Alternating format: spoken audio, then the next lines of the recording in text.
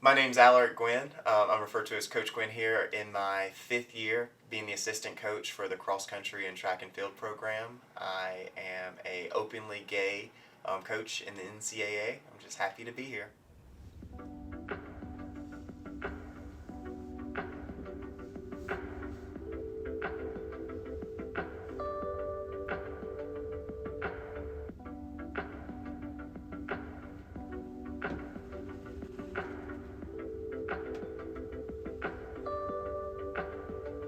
To be a part of that percentage, I think to me, since it's so seamless into my job and it's just who I am, again, I never looked into it, so it doesn't actually impact me on a day-to-day, but it does make me proud to be such a small percentage, but to be a part of it is something that I guess hopefully is growing. But yeah, so had not looked into it, so more informative for me than something that affects me day to day. I graduated high school in 2004, so everything's a lot different back then, and I think that's decades is progressively getting different, but it's definitely different than it is today. But I was very comfortable with my like upbringing and parents to where I knew I could be honest about it, unlike a lot of people. So my coming out experience was very anticlimactic, not dramatic at all, just expressing it very clear, very definite about it with my family first, and then friends, and then I transitioned into college and that was me. I've been to maybe like 2 Pride events. So in the terms of Pride, and you hear Pride, you think of like the events and maybe the focus on specific time frames. For me, it's more just being yourself every day, which I am, and I think that's where my so it's not circulated around like a certain month or a certain parade that you go to. For me, Pride is just being yourself every day, and if people ask you questions, if you're asked to interview about that, you feel confident doing it, and that's Pride. I'm confident that my resume and skill set will speak for itself, but then with teams that are trying to build diversity, I will have that extra, I guess, bonus or hit another checkbox for them. But yeah, it has not caused a barrier for me, or at least I haven't allowed it to. Sometimes people allow things to be barriers and just work through them.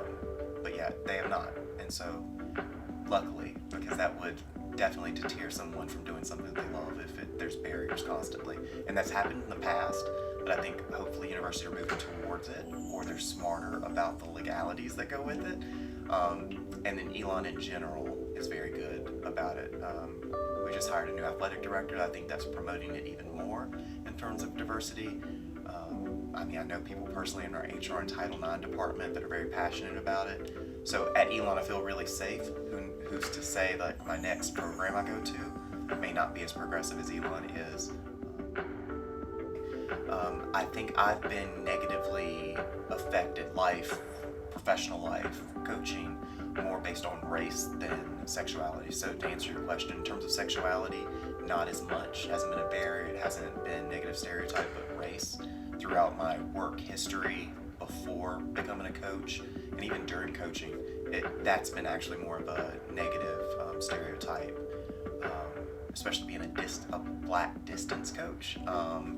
Yeah, that's served. And then in my professional career before, just racial in the South in general sometimes did play into it. But again, it got to Elon where a lot of diversity is focused on and promoted and celebrated. And then we recruit. I'm a personal touch into recruiting. I'm recruiting these athletes. We recruit athletes with great mindsets, with great upbringing that realize to judge people on how they care for you. You give them respect, you earn respect, and so yeah, it's going very smoothly here.